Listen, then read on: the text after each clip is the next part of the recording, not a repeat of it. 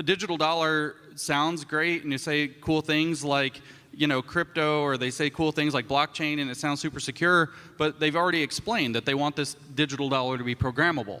They want to be able to dictate what you're going to spend. So remember, we were talking about central planning I got made fun of earlier. They want to be able to dictate what you can spend that digital dollar on. So maybe your digital dollar can only be spent over the next 30 days. So they can implement negative interest rates. Maybe they can say that they're going to will only allow you to spend these dollars on, say, you can only spend $55 a month on meat. And then everybody, after that, it's potatoes for you. When you start talking about programmable dollars, and if you've been to China, I've been to China many times, they can turn off your dollars. You can go to the store and they can tell you, well, you can't spend money today. You can't buy a plane ticket today. You can't buy a train ticket today. You can watch this propaganda video and then you can buy a train ticket. These are the kinds of things that they actually implement in China. When you start messing around with the way they got there, by the way, over the many years I went to China, started out, I used to get my fistful of red money. Like literally it's red, the 100 yuan note is red. And so I had my fistful of these like 100 yuan notes. And then year after year, it was like, well, we can't go to that place. We can't go to that place. We can't go to that place. And it was why? It was because you can only pay with WeChat. You can only pay through the QR code on your app, which is connected directly to the Bank of China, which is now controlled by China, therefore controlled by China's central bank. And that got hooked into their social credit system. And so the way that this ESG stuff for corporations is a social credit system for that, this is easily applicable to individuals eventually when you have a digital dollar. So then they can make sure that you, as an individual, are also going to be compliant with environmental, social, and governance dictates. Again, it's a very small number of people who are going to have control over this, the central bankers. In fact, who did they name to control the U.S. digital dollar? Oh, yeah, Larry Fink.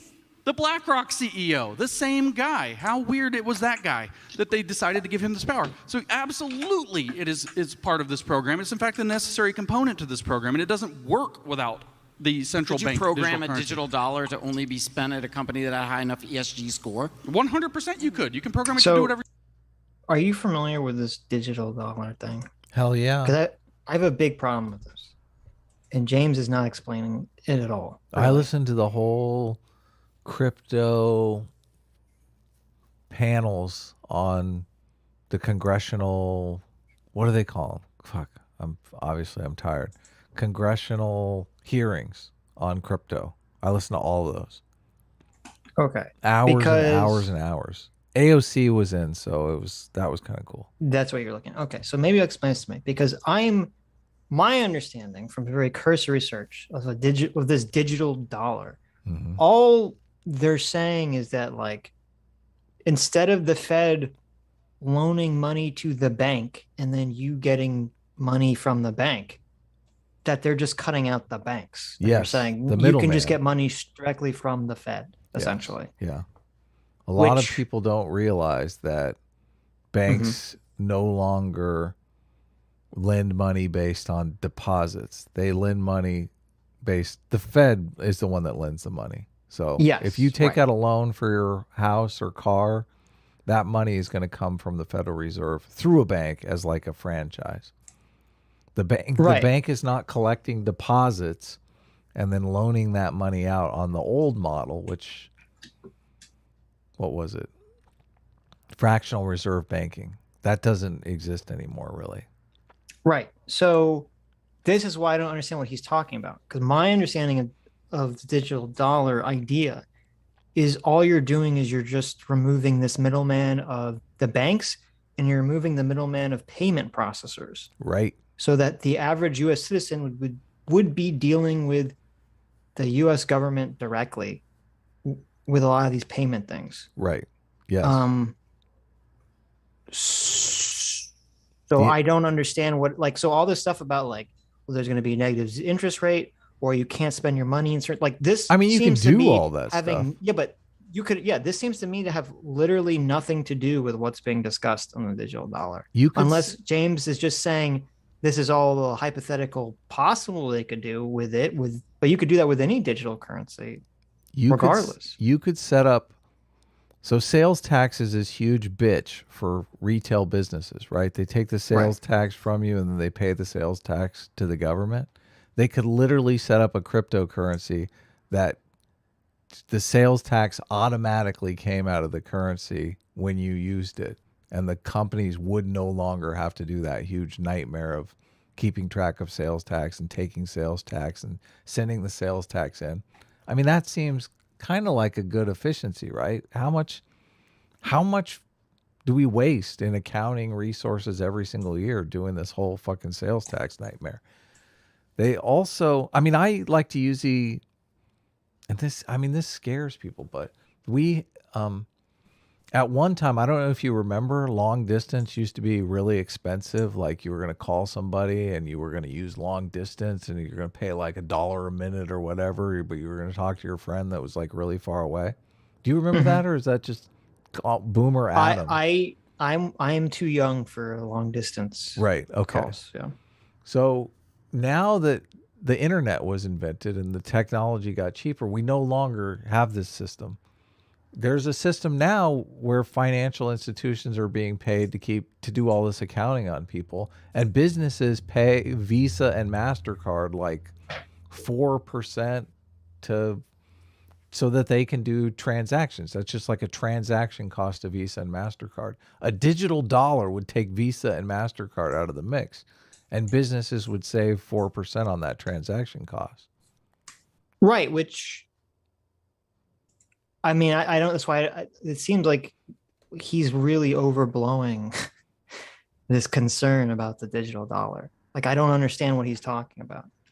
And crypto is, I didn't know this, but crypto is fully traceable. I guess the ledger, you've watched enough, is it CoffeeZilla, who always talks about the internet detective, who does figures out all of these crypto scams and stuff? Yeah. So, I mean, dealing directly with the government, you might have some higher level of privacy than you actually do with crypto. I'm not sure.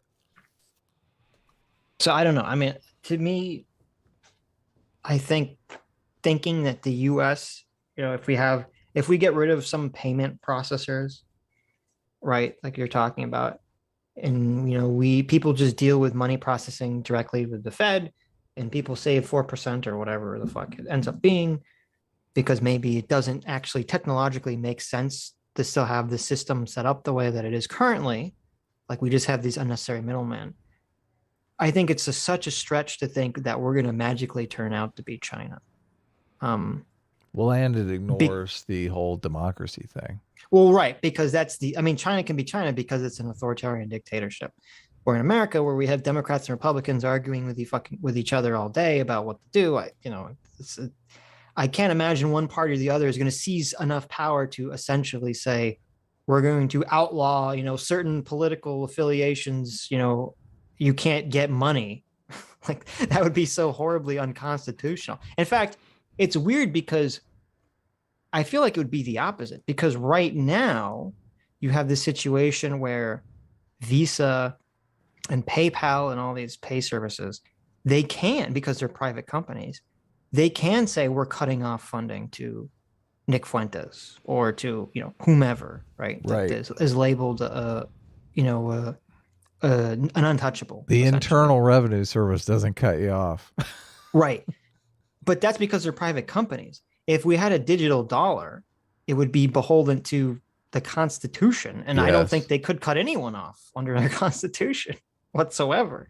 So to me, it's weird because I guess I understand he's saying that the fear of it, being under government control could, hypothetically lead down these pathways. But under our current Constitution, under our current system of laws, it seems like it would actually afford people greater financial protection, not less, than we currently have. So yeah, that's an excellent I don't point. think this argument is not very persuasive to me, at least, at all. Maybe I should short Disney stock, or short Visa stock rather. There you go.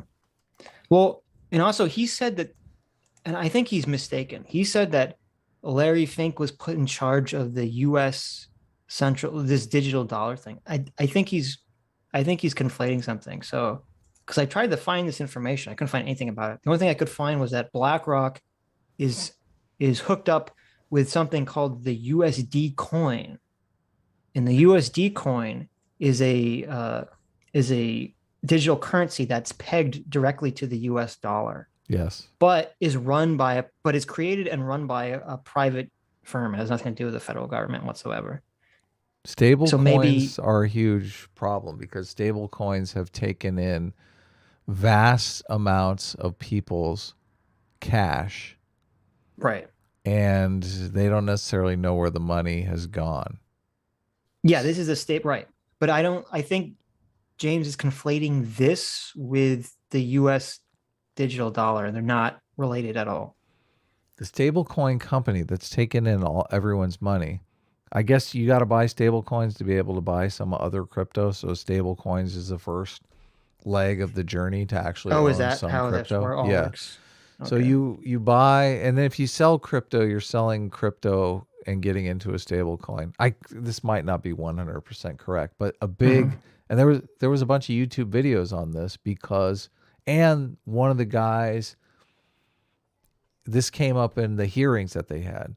So the stable coin companies are really, there's a big amount of fear that they've taken in a lot of people's currency, and that currency has kind of evaporated, or who knows where it was spent or whatever. But the companies don't have enough assets, so they're operating like a traditional bank, where if everybody showed up and wanted to cash in their stable coins, they wouldn't have enough resources to reimburse everybody.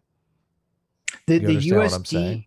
I understand. The USD, some people are confused in the chat. The USDC coin is not the central bank digital currency. It has nothing to do with it. Right. It's called a At all. stable coin. It's a private Right. company. The private company basically says, crypto is volatile. We're going to give you a crypto that you can move your money into that mirrors the dollar. One coin equals $1 always, forever. It's like forever stamps from the post office. Right. So they take your money, and they're going to put your money in the bank or wherever. I don't know. But that's the thing, because there's a theory that they've used the money and put the money into bad investments and lost a bunch of the money. So Right. you don't necessarily have that problem with the United States government, because they can't lose money. They actually print it. Right? Like if they ended up, I fucked up, I lost a bunch of money, they're like, okay, well, we'll just print some more. The stable coin company can't do that. Right. Anyway. Whatever you want it to do. I mean, you could do that with a fear debit this kind card of too. dystopia then? Sounds like an but you amazing cannot do that plot with for cash. some like dystopian future movie, but Well, that's this where is we're not going to headed. happen. Like, No. it's fantastic delusion. I guess it's fun to like circle jerk over the idea that the Have you government is been going to to be China? dictating. It's not a delusion. I'm it's not real. in China. This is so ridiculous. I'm losing so much respect for James Lindsay in this debate. It's not. I think comparing America to China is We're not. gonna be China. Yeah, I don't think that's good. It's I don't like think China is an authoritarian dictatorship. Yeah. I mean, are we? I don't know. Are we an authoritarian dictatorship, Sitch? I feel like. I mean, I hope America stays around long enough that I can win my $500 when Donald Trump runs for president in 2024. America's got to last that long, guys. We have to hang in there.